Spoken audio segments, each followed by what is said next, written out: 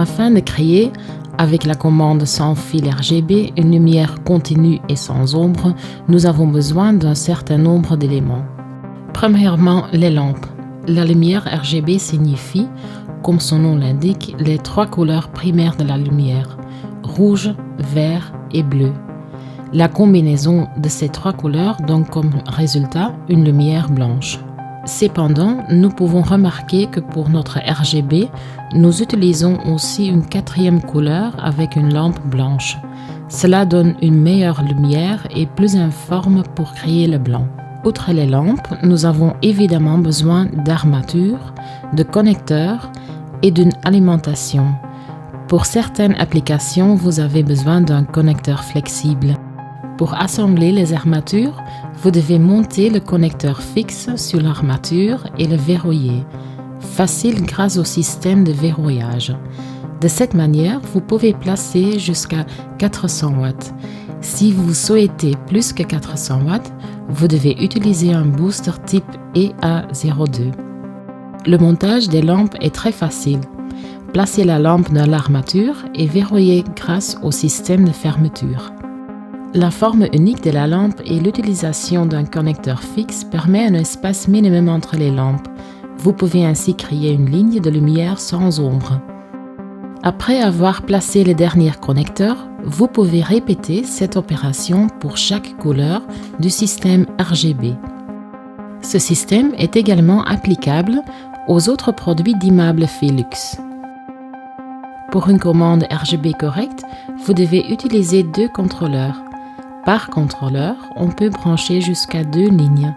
Évidemment, cela fonctionne avec une seule télécommande. La connexion des contrôleurs est très simple. Pour cette installation, il n'est pas nécessaire de prévoir une mise à la terre. Connectez l'alimentation suivant ce schéma au contrôleur. Ensuite, vous pouvez connecter les 2 lignes au contrôleur. Sur le côté gauche du contrôleur se trouve un certain nombre de dip switches. En utilisant un tournevis, par exemple, placez le premier dip switch sur On. Par ici, à l'intérieur du contrôleur, une lumière va s'allumer.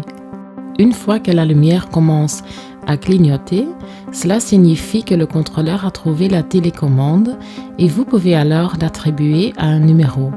Appuyez fermement sur le numéro 1 pendant quelques secondes. Un témoin lumineux clignote sur la télécommande pour confirmer la communication entre la télécommande et le contrôleur. Après quelques secondes, vous entendez un bip pour confirmer la programmation. Placez maintenant le premier dip switch sur sa position d'origine off. Par contrôleur, cela prend 2 places sur la télécommande. Donc, pour le contrôleur suivant à programmer, répétez ces étapes, mais programmez-le sur le canal 3. Appuyez sur le bouton Power de la télécommande pour allumer les lampes. Celles-ci vont clignoter plusieurs fois pour contrôle. Vous pouvez également contrôler les lignes en appuyant 2 fois sur un numéro. Alors, cette ligne clignotera une fois. Dans cette configuration, le bleu se trouve au numéro 1, le vert au numéro 2,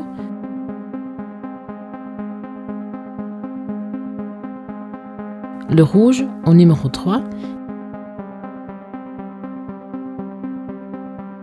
et le blanc au numéro 4. En appuyant sur le bouton plus ou moins, vous pouvez dimmer les 4 lignes. Pour dimmer une seule ligne, appuyez quelques secondes sur le numéro de la ligne que vous souhaitez dimmer et appuyez alors sur le bouton plus ou moins. Un signal sonore sera émis de plus en plus fort en fonction du niveau d'intensité de la lampe. Vous souhaitez sauvegarder une palette de couleurs, alors nous pouvons mémoriser celle-ci sous l'un des boutons Scène. Il suffit de définir le schéma de couleurs désiré et de maintenir enfoncé un des boutons de scène. Après le bip, cette scène est programmée dans la télécommande et vous pouvez récupérer celle-ci en appuyant sur un bouton. Vous pouvez conserver jusqu'à 8 scènes. Pour que les scènes soient automatiquement exécutées, vous pouvez appuyer simultanément sur le bouton plus et moins jusqu'à ce que les scènes déroulent. Si vous souhaitez éteindre le son de la télécommande, vous pouvez le faire en appuyant simultanément sur le bouton moins et off. Si vous souhaitez par la suite remettre le son, il vous suffit d'appuyer simultanément sur le bouton plus et off.